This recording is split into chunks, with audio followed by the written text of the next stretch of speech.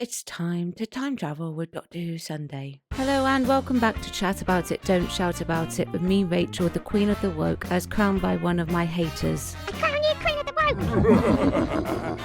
Let's chat about it. This week I am reviewing Battlefield. Please do let me know what you think of Battlefield in the comments section below, and please do keep it friendly in the chat. Battlefield was voted by you, the subscriber, to vote on the current poll. Please head on over to the post page where you can view it after this video, so that you can have your say into which Doctor Who story gets reviewed. Battlefield is a 7th Doctor story that was written by Ben Aronovich, and it aired on the 6th of September to the 27th of September 1989 to 3.65 million people on average, making it the lowest rated of that series, which is surprising, but there are reasons for it. The Doctor and Ace land on Earth after receiving a distress signal. He lands on Earth with Ace to investigate this signal. We also see what appears to be some kind of object zooming and crashing towards the Earth. This is where we meet the Knights, Anselin and Mordred. The Doctor and Ace learn of an archaeological dig over at Lake Vortigern. They go to investigate with the presenting unit passes that were of old. Brigadier Bambera is reluctant to work with them at first, believing the passes to be antiquated. However, it is proven that the passes were real, so the Doctor and Ace head into the underground section of the dig. They discover a spaceship down there, and the Doctor realizes that there is an old battle happening and that he, known as Merlin, Ace and the Brigadier will have to do everything in their power to end it.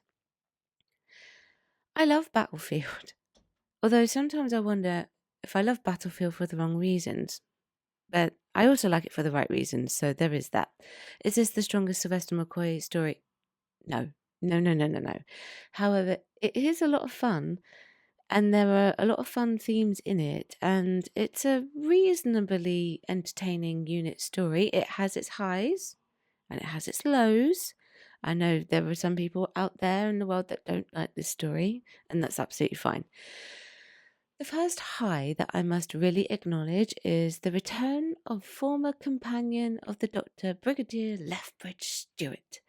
We see that he has been made an honest man out of. He is married to Doris. I do wish that we had got to see a bit more of her. However, in this case, at the same time, it is nice to imagine what she is like, and she wasn't going to add a lot to the plot anyway in that sense, so it was nice to see a fleshing out of the Brigadier.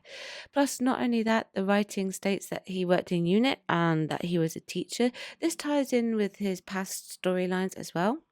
Now, can I just ask, before I carry on, the Brigadier was one of the most consistent returning characters in Doctor Who. We often talk about these days bringing back past characters from Classic as a hook for older viewers. Could this be the same situation here? I'm just interested and asking because obviously I never watched the original releases because I'm younger than the original releases. So the Brig is one of my favorite characters. I do wish in the story, in the terms of pacing, that he connects with the Doctor perhaps a little bit quicker. That's the writing though, and he does get a good helicopter ride that ends with a catastrophe. Although I will say, and I don't know if this was an acting choice or if this was a director's choice or what, but he was completely unfazed by the fact that the helicopter had crashed. And he was also unfazed when he met Morgaine as well. He's always been an interesting companion to the Doctor. The Doctor is against violence and will try not to use it. However, the Brigadier has no qualms about using it as it's his military background. Now, one of my least favourite bits is where the Doctor is holding Mordred by the blade of the sword by his neck. It's not something that I find particularly compelling about the Doctor in this scene, but this does lead to one of the best moments from the Brigadier. He steps in and holds Mordred at gunpoint. He is doing what the Doctor could not do. It suits his character much more than the McCoy interpretation of the Doctor. He is almost the unsung hero of this story. I quite like that quality. The Doctor is still the hero. He lays everything down as he should, but the Brigadier knows the Doctor well enough to put a stop to him being so reckless in bringing down the destroyer. I love the fact that he enables the Doctor to hold on to his integrity. I quite often get the impression with the McCoy Doctor that he goes into some of the stories knowing what's going on as well. The Doctor, that is not McCoy. In this, that does not happen. I don't believe for 1 minute that he wanted the Brigadier to be so foolish, or in this case, so brave. I must admit, it's about time that the Brigadier, finally recognizes that that about the Doctor, that quality about the Doctor, that he won't do it. Well, I actually no, I say that, and he does actually recognize it in his run with Pertwee. So it's nice to see it coming back. Actually, I will say that. You do really get the impression that they are truly friends of old, which is a credit to the performers, Sylvester McCoy and Nicholas Courtney, and their acting skills, of course. By this point, the Doctor has got rid of his clownish gimmick that he had at the beginning. I think that had been still there, it would have been, pretty odd to have the relationship as they do now. One of my favourite exchanges between the two of them is when they are returning from Lake Vortigern and the Doctor says, "Something's wrong." And the Brig says, "What?" And the Doctor replies, "We haven't been attacked yet," only for them to promptly be attacked. That makes me chuckle. The Doctor didn't lose his goofiness entirely. He had one of the moments where he popped the crisp packet to wake up the Brigadier Bambera and answer him. That was entertaining and tied in with the early version of the Doctor. Well, I prefer the Seventh Doctor being darker as opposed to being the goofball. As he started out, Sylvester took it in the correct direction. I know that he had an opportunity to sit and discuss character development, which is a very important thing to do, actually. Even using the old unit passes of his, which he kept in his hat just in case. I think that was a clever plot device here. It ties in with the history of the Doctor and unit. There would have been a lot of new viewers at this stage that would have no idea that the Doctor had once served an important role in unit. I feel like the writer was trying to do his best to bring in an air of consistency. Not that other writers didn't do that, but by this point, it would have been quite a while since we had a full unit story. We also see the return of Bessie. She's back. Slay. Whilst McCoy is not really a petrol head, they certainly make use of the car and they upgrade it. Now, this story sees the introduction of a new Brigadier Winifred Bambera. I'm trying to recall if this is the first time we see a female soldier in unit specifically. I may have that wrong. She was played by Angela Bruce, and I think she was a good choice for the role. I personally think that she added a different dynamic to it for sure. She added the strong, independent female leader who didn't take well to being called my lady, but then was still susceptible to the charm of Anselin. I will admit that the fight she had with him I found more amusing than serious. You just see him getting flipped over by her whilst the Doctor and Ace were talking in the foreground. They also have a funny part in part 3 where it's very clear that he's attracted to her. He swoons over her when they are in the face of danger. I quite often critique relationships in Doctor Who. This one is fine because it's not drawing focus from the main plot point and it's not involving the Doctor directly. There is just one other thing that I need to address though. This story has one of my favourite stunts but not because it's brilliant. It's because it makes me laugh. So this is a wrong reason, I think. Now, I wouldn't change it for the world, by the way. Towards the end of part 1, a grenade is thrown at Anselin, which sends him through the air and through the roof of a brewery. However, the trajectory of him taking off is all wrong in the shot. He goes straight up instead of like up and backwards. He just goes whoop. He's supposed to go more sort of like whoop. He does that instead. So it gets me rolling every time I see it. It's so funny. Still wouldn't change it for the world. I often wonder if sometimes there is too much also going on in this story though. What do you think? I am a tad undecided about that. You see, it took me several watches to figure out why on earth the Doctor was being called Merlin. Now, that in itself is okay, but it does make me question if there was too much because we've also got the destroyer as well. I liked the idea, but I couldn't figure it out originally, right, why he was being called Merlin. I only figured it out when Ace says that Doctor had put Arthur there. I deduced that he put Arthur there in the future, thus whatever had happened with Morgaine leading to the point with his future and his past. That didn't convolute the story or anything like that in that sense, but it took me a while to figure out why he was being called Merlin. But, that's okay, because I quite often say, if it goes over your head, you miss the point at first time around. That's absolutely fine. But there is a lot going on in the story, I think. Whatever happened, it resulted in a lot of entertaining action, though, be it great or dark. It ties in with knights, myths, with Excalibur and Arthur and sci-fi, which spaceships and all of that. It had a bit of everything. The futuristic history was an interesting embellishment. Seeing sword fights taking place in a firearms battle was an interesting combination. It also teaches the viewer some basic points about myths and legends. The battle is fun more than terrifying, especially at first. However, how Sylvester McCoy plays his instant regret that he fell for Morgaine's trap, that's where the impact of the terror would kick in for the viewer. He learns that he should never have left Ace and Xiao Yong, I think I said that correctly, at the hotel, whilst he is not entirely irresponsible, because he makes them draw a circle of chalk around them just in case, but he can't help but take responsibility for leaving them. Morgaine is an interesting character. I would say that her nails are hideous. They do make her appear to be more witch-like, though these nails, I don't know if that was the intention behind it or not, but I know that she is a sorceress. At least I think she's a sorceress, so it would make sense. I think that Morgaine gets a lot of the best special effects. Now, these are obviously 1980s effects, but it makes sense for them to be with her. I always got the sense that she was this otherworldly being from it as well, which she technically is actually. So, yeah. We see her face quite early on, but we don't expect her to make an appearance until much later. However, this is not the case. When they bring her to Earth, she appears very quickly. They get the lighting very moody, very dark, very mysterious, which is very much in line with her character. There is a sense of wonderment there. You are left wondering for, what it is she is up to exactly for quite a long time, actually.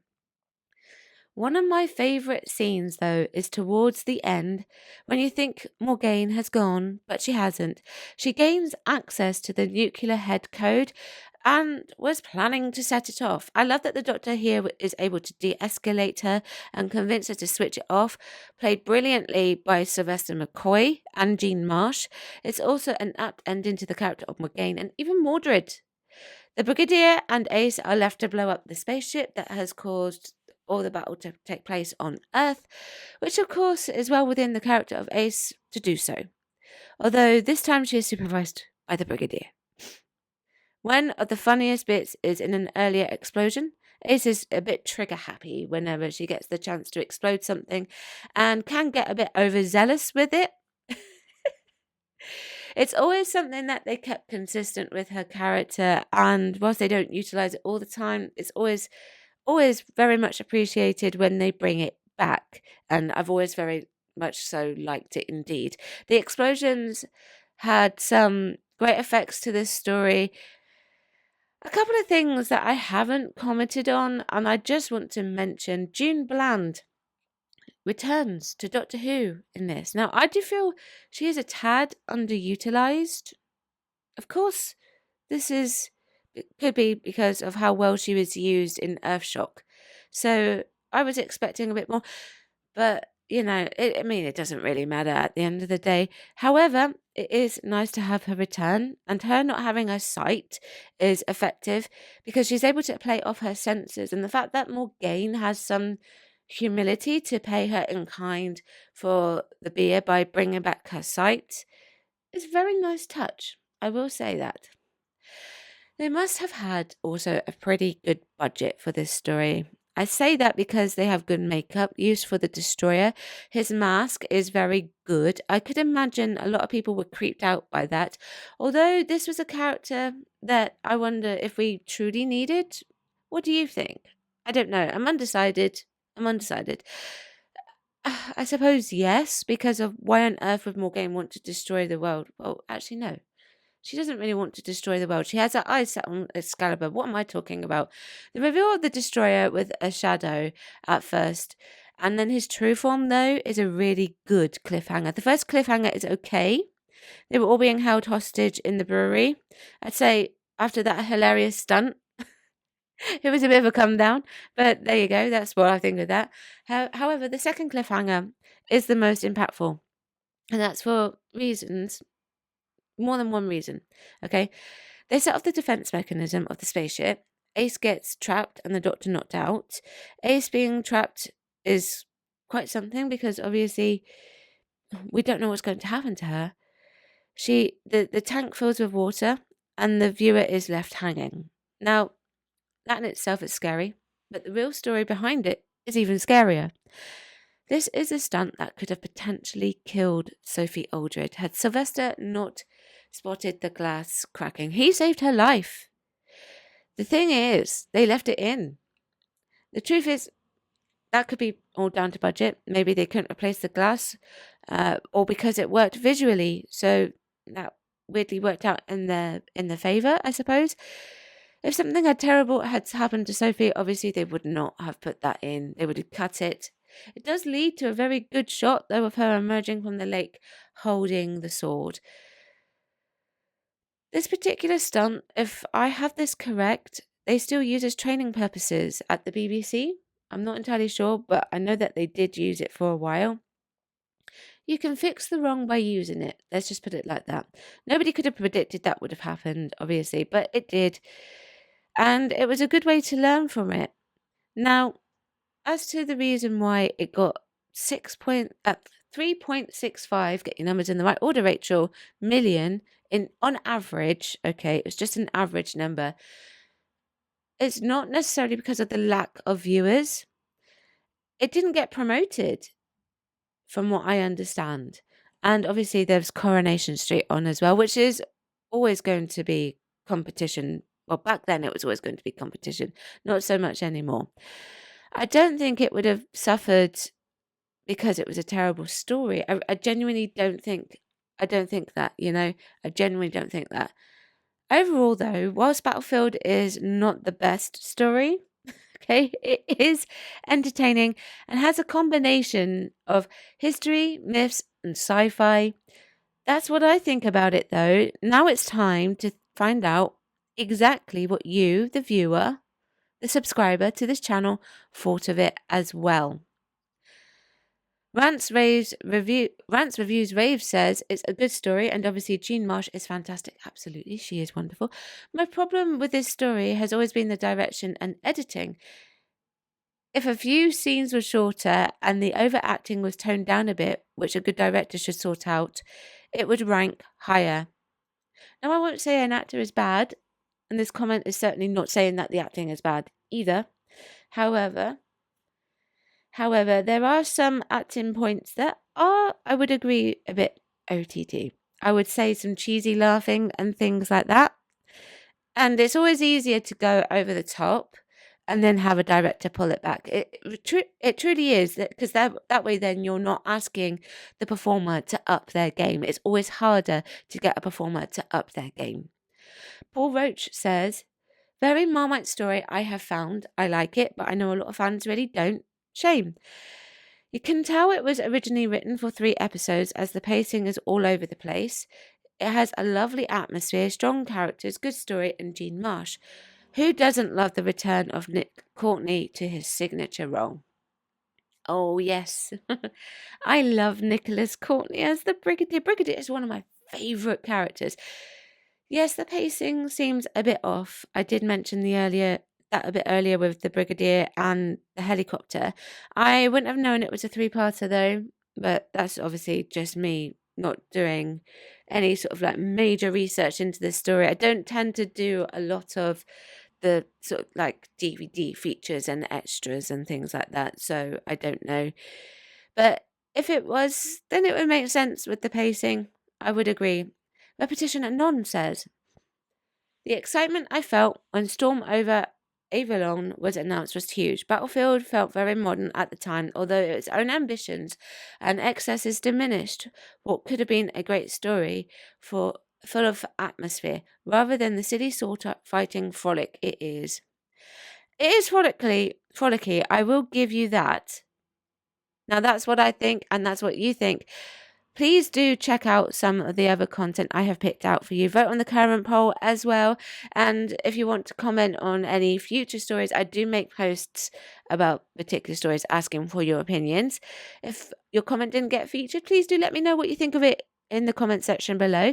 Thank you for watching. Chat about it, don't shout about it, and I will see you next time. Bye-bye. Thank you for watching today. Don't forget you can join me on my other platforms as well. I've got YouTube, Rumble, Spotify, X, TikTok, Instagram, Locals, Substack, and I also have a Discord. Everything is linked below.